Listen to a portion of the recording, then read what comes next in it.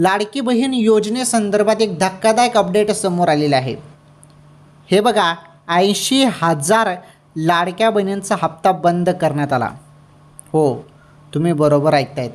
काही जिल्ह्यात 20,000, तर काही जिल्ह्यात 15,000, तर काही जिल्ह्यात 20,000, 25,000, 30,000 असं मिळून सर्व जिल्ह्यातील जे काही अपात्र यादी आहे ती समोर आली आणि 80,000 लाडक्या बहिणींचा हप्ता डायरेक्टली बंद करण्यात आलेला आहे।